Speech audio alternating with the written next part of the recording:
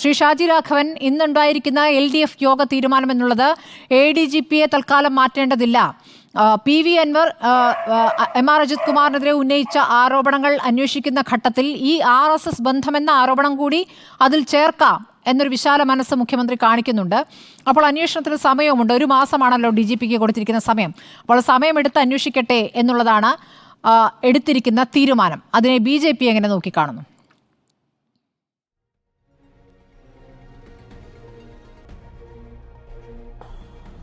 അല്ല, ADGP അജിത് കുമാറിനെതിരെ ഉയർന്നിട്ടുള്ള ഭരണകക്ഷിയിൽപ്പെട്ട ഒരു MLAയുടെ വെളിപ്പെടുത്തൽ, അതൊരു വെളിപ്പെടുത്തൽ, ആരോപണമല്ല. അത് കേവലം ADGPക്കെതിരെ മാത്രമല്ല, പൊളിറ്റിക്കൽ സെക്രട്ടറിക്കെതിരെയുണ്ട്. ആ ആരോപണം വീണ്ടും അദ്ദേഹം ഇന്ന് ഓൺ ചെയ്തിട്ടുണ്ട്. പാർട്ടി പറയുന്നുണ്ട് ഞങ്ങൾക്ക് പരാതി കിട്ടിയിട്ടില്ല, ഗവൺമെൻറ് പറയുന്നുണ്ട് ശശിയുടെ പേരിൽ പരാതി കൊടുത്തിട്ടില്ല എന്നുള്ളത്. പക്ഷേ ഭരണകക്ഷിയിൽപ്പെട്ട ഒരു MLA തന്നെ ഇന്നും പൊളിറ്റിക്കൽ സെക്രട്ടറിക്കെതിരെയുള്ള ആരോപണം അദ്ദേഹം ഓൺ ചെയ്തിട്ടുണ്ട്. ഒരാഴ്ച കാലത്തിലേറെയായിട്ട് ഈ വിഷയം കേരളം ചർച്ച ചെയ്യുന്നുണ്ട്. ഈ പ്രശ്നം ശ്രീ അൻവർ ഉന്നയിച്ച അതേ സമയത്ത് തന്നെ ഭാരതീയ ജനതാ പാർട്ടി കേരളത്തിൽ കൃത്യമായി പാർട്ടിയുടെ സംസ്ഥാന അധ്യക്ഷൻ നിലപാട് വ്യക്തമാക്കിയിട്ടുണ്ട്. ആ നിലപാടെന്ന് പറയുന്നത് കുറ്റം ചെയ്ത ആരായാലും, അത് ADGP ആയാലും ശരി, ശശി ആയാലും ശരി, മുഖ്യമന്ത്രി ആയാലും ശരി, കൃത്യമായ അന്വേഷണം ഇക്കാര്യത്തിലുണ്ടാവണം.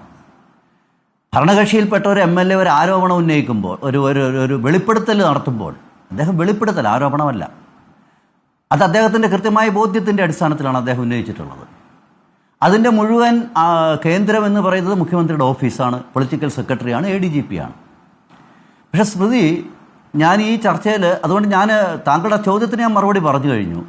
ADGPക്കെതിരെ നടപടി ഉണ്ടാവണം, അദ്ദേഹം തെറ്റ് ചെയ്തിട്ടുണ്ടെങ്കിൽ, അന്വേഷണം ഉണ്ടാവണം, അദ്ദേഹം തെറ്റ് ചെയ്തിട്ടുണ്ടെങ്കിൽ. പക്ഷേ ഇപ്പോഴത്തെ കേരളത്തിൻ്റെ അവസ്ഥ എന്താ? കേരളത്തിലെ ചർച്ചയുടെ അവസ്ഥ എന്താ? താങ്കൾ ഈ ചർച്ചയുടെ തുടക്കത്തിൽ തന്നെ ബഹുമാന്യനായ ഇടതുപക്ഷത്തിൻ്റെ നിരീക്ഷകൻ്റെ അടുത്ത് ചോദിക്കുന്നു. കാരണം ഇന്നത്തെ ഇടതുപക്ഷ LDFൻ്റെ യോഗത്തിൽ പോലും ഈ വിഷയം ഒരു രാഷ്ട്രീയ പ്രശ്നം മാത്രമായിട്ടാണ് ചർച്ച ചെയ്യുന്നത്. ഇതാണ് കേരളത്തിൻ്റെ ഗതികേട്. ഒരു ഭരണകക്ഷി MLA രാജ്യദ്രോഹം ഉൾപ്പെടെയുള്ള വളരെ ഗുരുതരമായ ആരോപണം, വെളിപ്പെടുത്തലുകൾ ഗവൺമെൻറ്റിനെതിരെ, മുഖ്യമന്ത്രിക്കെതിരെ, പൊളിറ്റിക്കൽ സെക്രട്ടറിക്കെതിരെ, ഒരു ADGPക്കെതിരെ ഉന്നയിച്ചിട്ട് ഇന്നതൊരു രാഷ്ട്രീയ പ്രശ്നമായിട്ട് മാത്രം കേരളം ചർച്ച ചെയ്യുന്നതെങ്കിൽ ഇത് തന്നെയാണ് കേരളത്തിൻ്റെ ഗതികേട്. ഞങ്ങൾ പറയാൻ ആഗ്രഹിച്ചതും ഞങ്ങൾ പറയണമെന്ന് ആഗ്രഹിക്കുന്നത് ഇതേ കാര്യം തന്നെയാണ്. അതുകൊണ്ട് കേവലം ഇതൊരു പൊളിറ്റിക്കലായിട്ടുള്ള വിഷയമല്ല, അതിനപ്പുറത്തിനൊരു തലമുണ്ട്. ഇന്നലെയും ഇന്നുമായി നമുക്കറിയാം കേരളത്തിൽ LDFൻ്റെ നിരീക്ഷകരാൽ, പ്രത്യേകിച്ച് അവരുടെ ചുമതലപ്പെട്ടവരാരും തന്നെ ചർച്ചകളിൽ വരാറില്ല. ഇന്നലെ ഞാനൊരു ചർച്ചയിൽ പങ്കെടുക്കുമ്പോൾ പോലും LDFൻ്റെ നിരീക്ഷകൻ പറയുന്നത് ഇന്ന് ബഹുമാന്യനായ ജയചന്ദ്രൻ സാർ സൂചിപ്പിച്ച അതേ കാര്യം തന്നെയാണ്. കാരണം അൻവർ ഈ വിഷയം ഉന്നയിക്കുമ്പോൾ അൻവർ പറഞ്ഞൊരു കാര്യം, അല്ലെ അൻവറിൻ്റെ ഉള്ളിലിരിപ്പ്, മലപ്പുറം ജില്ലയിലെ ഒരു മതവിഭാഗം അനുഭവിക്കുന്ന ഒരു അരക്ഷിതാവസ്ഥയുണ്ട്, ഇത് അവർ വെളിപ്പെടുത്തുകയാണിപ്പോൾ. അതാണ് ഈ പ്രശ്നങ്ങളുടെ തുടക്കം എന്നുള്ളതാണ്. നമ്മളൊന്ന് ആലോചിച്ച് നോക്കി, ഇത് ഞങ്ങളും നേരത്തെ പറഞ്ഞിട്ടുണ്ട്.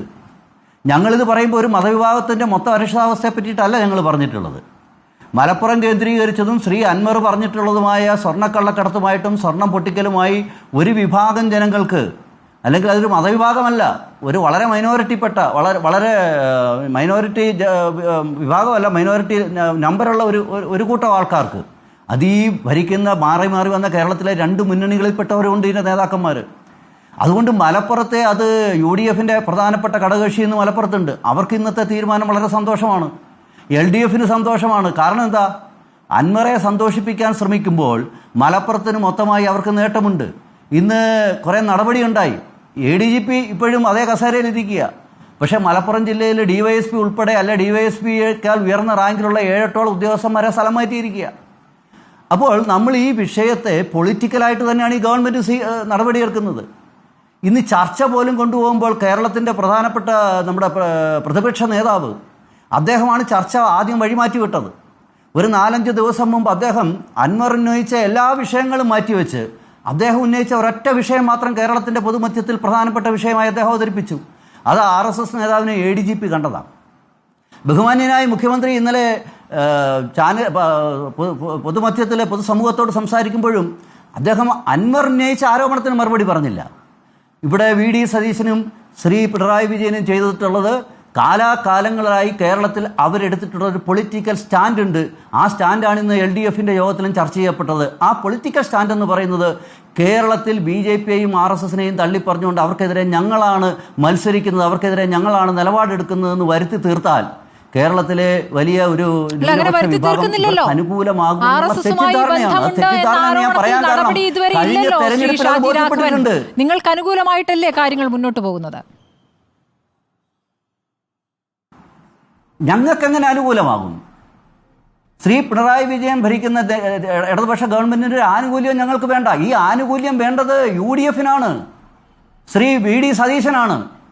കാരണം ബഹുമാന്യനായ LDFന്റെ MLA ആയിട്ടുള്ള ശ്രീ അൻവർ അദ്ദേഹം ഒരു പ്രധാനപ്പെട്ട വിഷയം സൂചിപ്പിച്ചില്ല. എന്തായിരുന്നു ആ പ്രധാനപ്പെട്ട വിഷയം? ആ പ്രധാനപ്പെട്ട വിഷയം എന്ന് പറയുന്നത് ഈ ADGP അട്ടിമറിച്ച ഒരു കേസിനെ പറ്റി പറഞ്ഞു. എന്തായിരുന്നു ആ കേസ്? ആ കേസ് എന്ന് പറയുന്നത് സോളാർ കേസിൽ ശ്രീ KC വേണുഗോപാലിൻ്റെ മൊഴിയെടുത്ത സമയത്തും അതിനുശേഷം അദ്ദേഹത്തിനെതിരായിട്ട് അല്ലെ അദ്ദേഹത്തിന് അനുകൂലമായിട്ട് ആ കേസിൽ നിലപാടെടുത്തുകൊണ്ട് ആ കേസ് അട്ടിമറിച്ച ആളാണ് ADGP എന്ന് ശ്രീ അൻവർ പറഞ്ഞില്ലേ? അപ്പോൾ ഈ പിണറായി വിജയന്റെ ആനുകൂല്യം കേരളത്തിലെ BJPക്കും RSSനും വേണ്ട. ഇത് വേണ്ടത് കേരളത്തിലെ UDFനാണ്. ഇവർ മാറി മാറി ഭരിച്ചപ്പോൾ അവർ പരസ്പരം സംരക്ഷിക്കുന്ന നിലപാട് കേരളത്തിൽ കിട്ടിയെന്നുള്ളത് ഞങ്ങൾ എത്രയോ കാലമായിട്ട് കേരളത്തിൽ പറയുന്നു. കേട്ടില്ല സ്മൃതി? അല്ല, അങ്ങനെ അട്ടിമറിച്ചെങ്കിൽ അതിനുശേഷമാണല്ലോ അദ്ദേഹത്തിന് ക്രമസമാധാനത്തിന്റെ ചുമതല കിട്ടിയത്. അതാണോ പ്രധാനപ്പെട്ട ആരോപണമെങ്കിൽ അജിത് കുമാറിന് പ്രശ്നം? അതെ, അത് തന്നെയാണല്ലോ കേരളത്തിന്റെ പ്രധാനപ്പെട്ട പ്രശ്നം. ശരി, അതാണ് പ്രധാനപ്പെട്ട പ്രശ്നം.